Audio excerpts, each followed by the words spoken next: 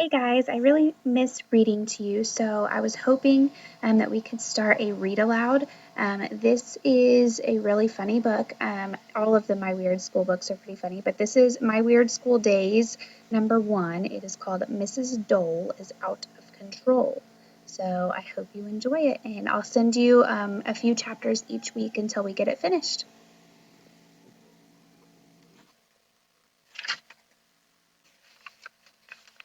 Chapter 1, The New PTA President. My name is AJ, and I hate school. But you know what? Soon I won't have to go to school anymore for a long time. You know why? Because today is the first day of June. Yay, June is the best month of the year because it's when summer starts. Yippee! No school until September.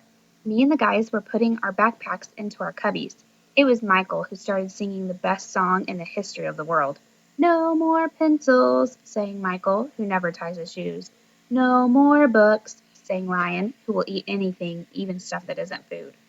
No more teachers, sang Neil. Dirty looks, I sang.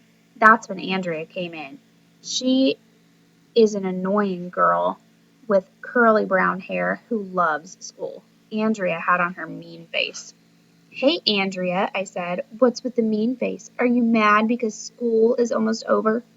No, Arlo, said Andrea, who calls me by my real name because she knows I don't like it. That's not why I'm mad. Did you hear about the PTA election last night? PTA stands for Parents Who Talk a Lot. No. My mother was running for president, Andrea said, but she came in second, so she has to be vice president. Big deal, I told Andrea. If the president gets assassinated, then your mom will become president. Nobody assassinates PTA presidents, Arlo, Andrea said, rolling her eyes. They do too, I told her. Do not. Do too. We went back and forth like that for a while. Sheesh, what a grouch. So what if her mom isn't PTA president? Andrea should take a chill pill. I went to my seat, which is next to Ryan's. Where's Mrs. Daisy? Ryan asked. I looked around. Our teacher, Mrs. Daisy, was nowhere to be found. She usually gets to class early. Mrs. Daisy used to be called Miss Daisy, but then she got married. Ladies become Mrs. when they get married. Nobody knows why. Since Mrs. Daisy wasn't around, I crumpled up a piece of paper and threw it at Andrea. It bounced off her head. Arlo, Andrea shouted. Why did you do that? Does there have to be a reason? Suddenly, Mr. Klutz came running into the class. He's the principal of elementary school, and he has no hair at all. Most principals polish their shoes, but Mr. Klutz polishes his head. Mrs. Daisy will be late today, he said. She has a doctor's appointment. Picture of Mr. Klutz. Is Mrs. Daisy sick? Asked Emily. Who is Andrea's crybaby friend? She looked all worried, like she does whenever anybody in the world is sick. She's fine, said Mr. Klutz. Actually, I'm glad Mrs. Daisy is late, because the new PTA president wants to speak to you in private. I'd like to introduce... Mr. Klutz had never had the chance to finish a sentence. You'll never believe who walked in a million hundred years. Nobody, because if you walked into the door, it would hurt. But you'll never believe who walked into the doorway. It was Ryan's mom, Mrs. Dole. Chapter 2. Ryan's mom is weird.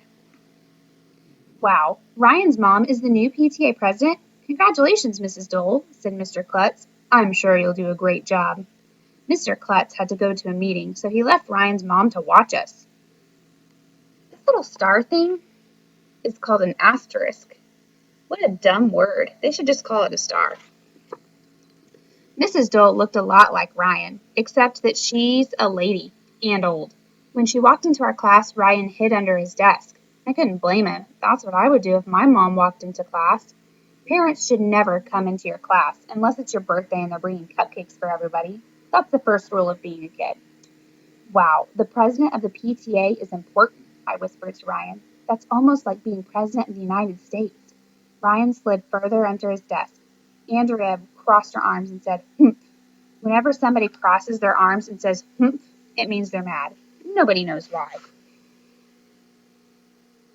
Good morning, said Mrs. Dole. Are you kids excited about the end of school? Yes, said all the boys. No, said all the girls. Are you excited about moving up to third grade? Mrs. Dole asked. Yes, said all the girls. No, said all the boys. I was thinking, wouldn't it be nice to give presents to Mrs. Daisy? Said Mrs. Dole. She worked so hard for you all year. What would you like to give her? I'll give her a skateboard, I said. That's what you want, Arlo, Andrea said, rolling her eyes. Try to think of something Mrs. Daisy would want. Mrs. Dole said, what does she like more than anything? Flowers, suggested Neil. Shoes, said Michael.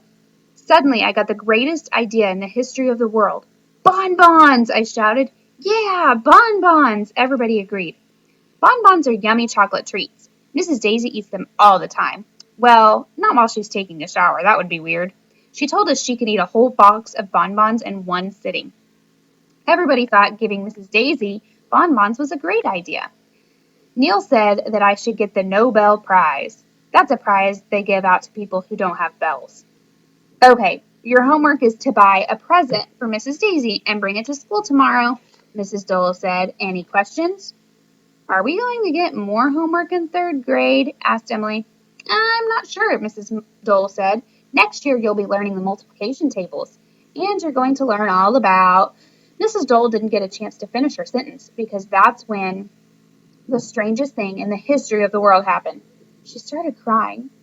You kids are growing up so fast, Mrs. Dole blubbered. I can hardly believe that my little baby Ryan is going to be a third grader. It seems like only yesterday he was in diapers.